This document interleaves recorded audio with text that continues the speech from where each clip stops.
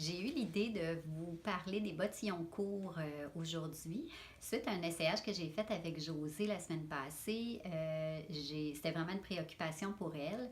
Josée commence à peine à porter des jupes et des robes, alors de choisir la bonne hauteur de bottillon, puisqu'elle va porter ça dans un contexte un peu décontracté. Le bottillon était adapté, mais la hauteur du bottillon, ça c'était vraiment un questionnement. Alors, je vous dirais que la règle de base, c'est que chaque fois qu'on crée une ligne horizontale sur le corps, ça écrase la silhouette. Par contre, je pense que c'est important de nuancer ça parce qu'il y a plein d'aspects qui vont faire changer les proportions dans une silhouette. Fait qu'avec le temps, j'ai fini par réaliser que toute règle n'était pas applicable sans nuance. Et puis moi qui mesure à peine 5 pieds, j'ai fait beaucoup d'expérimentations sur moi parce que sinon, il n'y a pas beaucoup de choses que j'aurais pu me permettre de porter. Alors aujourd'hui, je vais vous donner quand même des guides, mais je vais aussi que vous essayiez peut-être de pratiquer votre œil ou de regarder les proportions différemment. Puis je pense qu'en faisant des tests, puis en se regardant dans le miroir, c'est vraiment la chose qui est la plus... qui va nous apprendre le plus en fait. Et puis la comparaison aussi, de porter une hauteur de botte, puis de changer, de mettre l'autre hauteur de botte, puis de comparer une et l'autre, c'est vraiment ce qui va former votre œil, puis qui va vous aider quand les tendances changent au fur et à mesure. Vous allez être capable de vous adapter seul. Mais quand même, il y a des règles de base qui sont quand même assez claires et faciles à respecter. Je vous dirais que la première, c'est la distance entre l'ourlet de la jupe, donc le bas de la jupe, et le haut du bottillon. Il faut quand même qu'il y ait une certaine distance. Là, on ne veut pas qu'il y ait juste un pouce ou deux qui les séparent parce que ça, c'est vrai que ça va écraser beaucoup la silhouette. Ensuite, il y a l'ouverture du bottillon. Fait que je vous ai amené plusieurs bottillons qui m'appartiennent.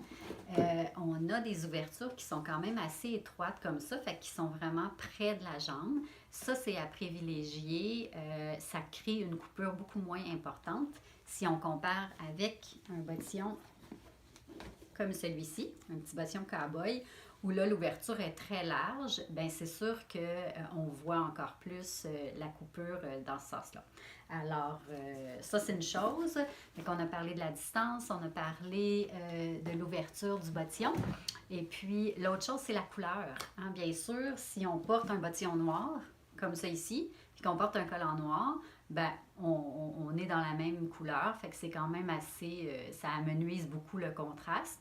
Je sais que là, dernièrement, je vous ai fait une vidéo sur les collants, puis je vous disais que j'ai tendance à privilégier d'agencer le collant avec la couleur du vêtement, mais encore là, nuance à apporter. Dans ce cas-ci, je pense que c'est préférable d'y aller, si on a un bottillon noir, on y va avec la jambe noire aussi, puis ça va faire beaucoup moins une coupure. Alors, trois aspects comme ça qui vont vous aider là, à pas trop écraser votre silhouette. Aussi, bien évidemment, il y a la jupe qu'on porte. Est-ce que c'est une jupe qui est très droite, très ajustée sur le corps ou c'est une jupe qui est ligne A, très ample? Quelle longueur on la porte? Est-ce qu'on la porte à la hauteur de en haut du genou, en bas du genou, ou bien une longueur midi là, qui est comme mi-mollet, qui est peut-être pas la longueur la plus facile à porter? Tout ça va avoir un impact. Fait que je pense que c'est important que vous fassiez des tests, que vous vous regardiez, mais en respectant ces trois règles-là, fait qu'on garde la couleur, la même couleur que notre botte.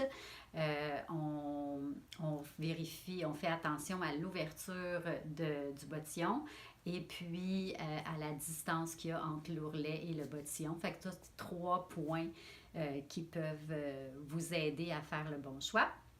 Et puis, même cette année, là, il y a beaucoup de bottillons inspiration combat, là, des bottes de combat ou Doc Martens qui sont assez massives avec la semelle très épaisse. En général, elles ont tendance à être quand même proches de la jambe, un petit peu comme le bottillon que je vous ai montré tout à l'heure. Soit qu'elles sont lacées ou qu'elles ont des élastiques pour se rapprocher de la jambe. Fait que c'est quand même assez facile, même si elles sont massives, de réussir à les porter avec une jupe ou avec une robe. Bien sûr, ça leur donne un aspect super décontracté, par exemple. Alors, j'espère que vous allez être game de défier un petit peu les conventions. Si vous avez des questions, envoyez-moi des photos, ça va me faire plaisir de vous dire si c'est un oui ou si c'est un